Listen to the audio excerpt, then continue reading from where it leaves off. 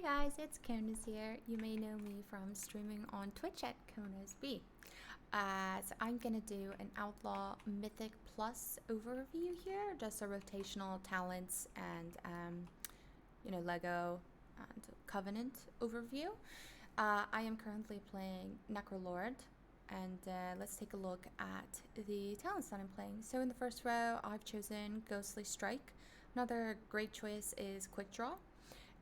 All of BFA you basically played with Quick Draw, and that's gonna empower your pistol shot and give you an additional combo point. So when playing with Ghostly Strike, you want to remember that your pistol shot is only going to give you one combo point.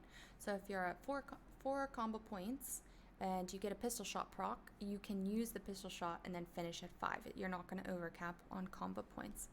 So that's one thing that I had to learn a bit from switching from Quick Draw to Ghostly Strike. Acrobatic Strikes, you generally never change this. Acrobatic Strikes is just very strong. That's what's going to be increasing your melee range. This next row is a little bit, it switches a lot. Vigor is generally a very good talent. Deeper is a good talent, and Mark for Death is also very good. For me, I enjoy playing with Mark for Death, and it does sim higher for me with Ghostly Strike, so that is currently what I'm playing. Although I do know some rogues that still play with Quick Draw and Deeper as well. So it's a little bit of a preference, and you should always sim yourself as well, and kind of play style wise what you prefer playing with. When you're playing with Mark for Death, you basically require a mouse over macro for this, because you're going to be sniping targets that are low health with your Mark for Death. So you may be on your main target, but if another target's about to die, you're going to want to mouse over that target and use your Mark for Death. And the reason for that is the cooldown will reset if the target dies within 1 minute. So you'll get full 5 combo points if that target, you'll get full 5 target points using it. Then when that target dies, it resets and you'll get a whole another 5 combo points. So it's really important to have a mouse over macro for this one. The next talent choice, you're basically only going to be taking Cheat Death. At BFA, you would switch between Elusiveness and Cheat Death depending on the dungeon, or maybe Tyrannical or Fortified, or a certain boss. But we haven't really had to do that in Shadowlands, so you should just stick with Cheat Death for the most part. The next, I take Prey on the Weak. That's going to be giving a 10% increased damage from all sources for 6 seconds when your cheap shot or kidney shot is on the target, just for that specific target. The next talent choice you're going to take is Alacrity. I don't think I've ever played the other talent choices. So yeah, Alacrity is definitely the way to go here. And a bit of a change from BFA as well. You used to play Dancing Steel. Now you're going to be playing Blade Rush. You can also play Killing Spree. It is a bit more of a preference. Killing Spree is probably going to get you killed as well, while Blade Rush is definitely a safer choice, especially in high keys. So it is a bit of a playstyle. I prefer playing with Blade Rush. Killing Spree tends to kill me, and I'm not playing with Master Assassin. Killing Spree was pretty good with Master Assassin, but currently we can move over to that. I am playing with the Celerity Lego, and stat priority wise, I've gone for Crit and Versa, and as you can see, I've enchanted Versa and socketed. All my sockets are Versa and my chants are Versa. So your stat prio for Outlaw is going to be Crit Versa.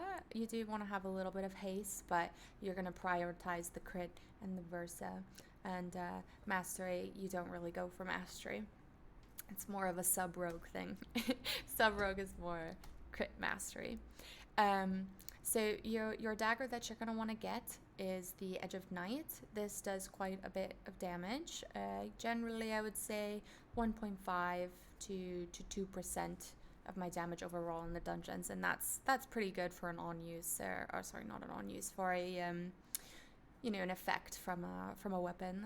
That's better than Pox, and it's better than the Fizz weapon from Painsmith as well. So to talk a little bit about the shards that I'm using, I'm playing with all the damage shards because the set does not work in Mythic Plus. And then the one healing shard that I'm using is actually a Frost shard, and it does quite a lot. It's a very good one, this one right here.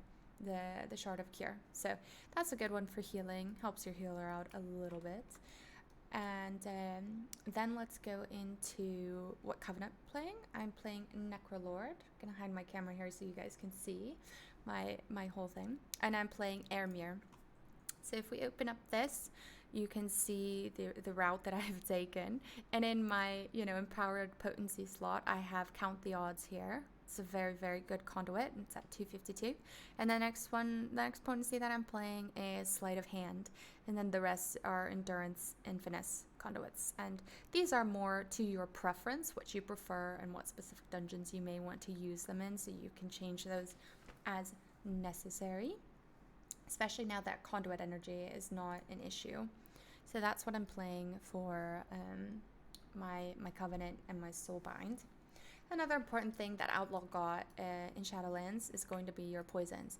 So you're always going to want to have your instant poison up. This one is extremely important. You always want that up. And the next two, you can use Numbling or you can use Crippling. It depends a lot on the dungeon and a lot on your composition. So Crippling is obviously going to apply a slow, but if you're playing with a Frost Mage, do you really need the slow? No, so you could play with a Numbling.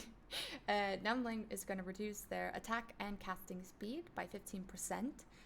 So it's very good in dungeons such as Spires, where you're going to have a bunch of casts and stuff like that. So another good one would be Sanguine Depths. So depending on your composition and the dungeon, you can switch up Numbling and Crippling pretty interchangeably, but you don't use Wound Poison. That's more of a PvP thing. You're just going to stick with the instant. So you can only have 2 poisons applied, as you can see, but Wound Poison is going to replace the instant poison. So you don't use instant poison, you use the...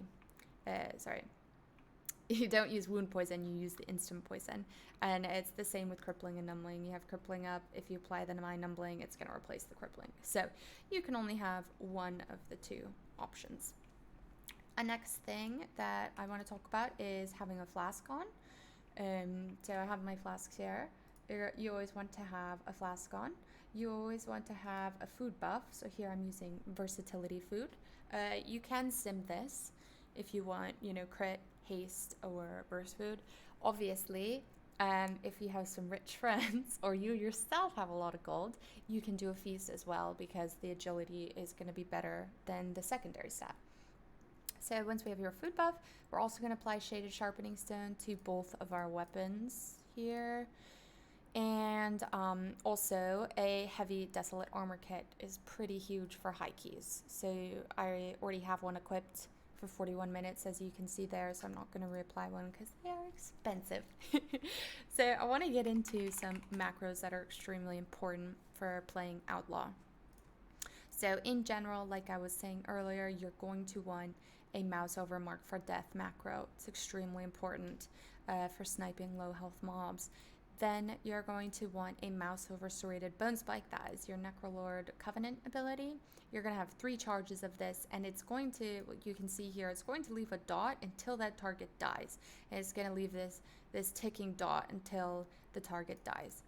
So you continue to apply the Serrated Bonespikes to different targets, and once this target dies with my Bonespike ability on it, I'll get that back.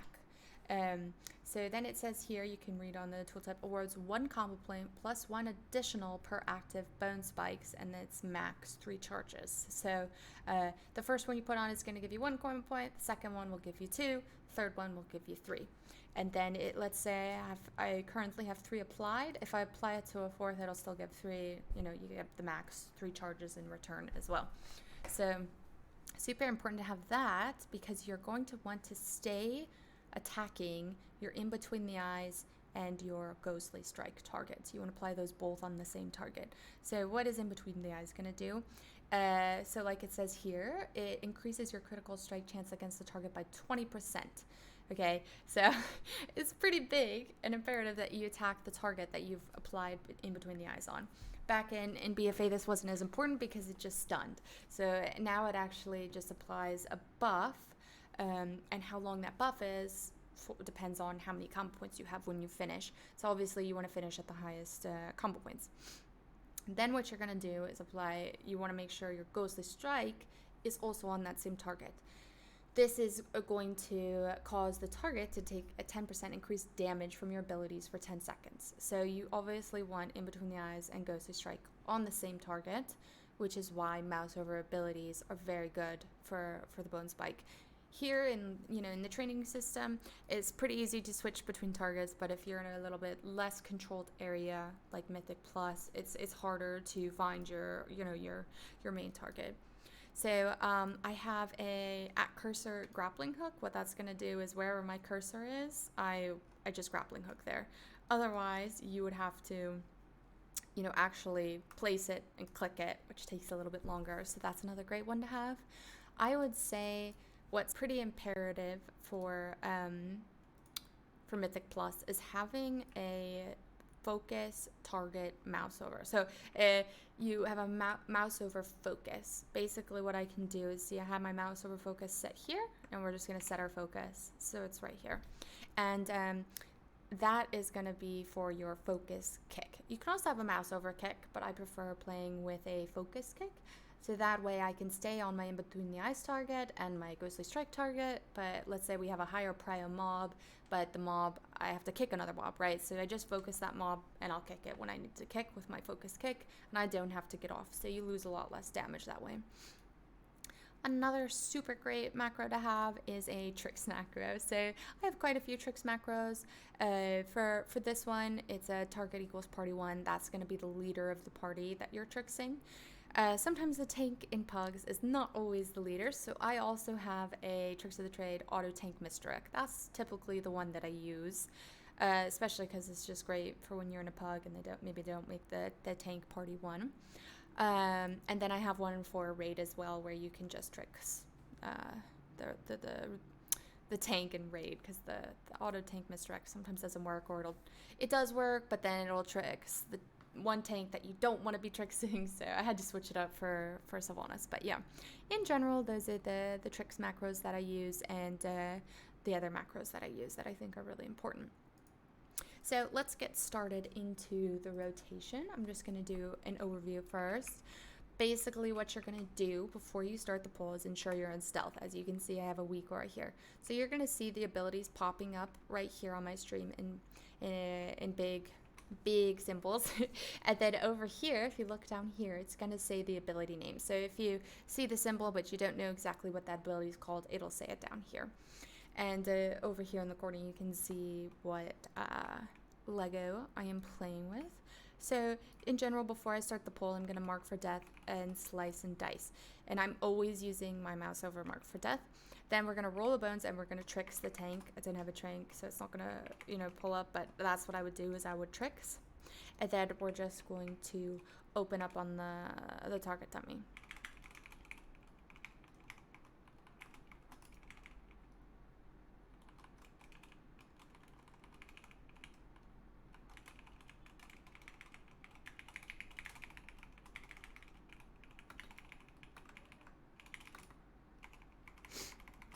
Okay, so while I'm attacking this training dummy, you can see that I have the attack power buff, and this is a great point to talk about it. It is going to keep my slice and dice. So as you see, when I finish, it's adding on to my slice and dice. This is super great because you want to keep your alacrity at 5, and you also want to keep your slice and dice up. You always want slice and dice up. So it's very nice to get the attack power buff, because it's going to just automatically increase your slice and dice.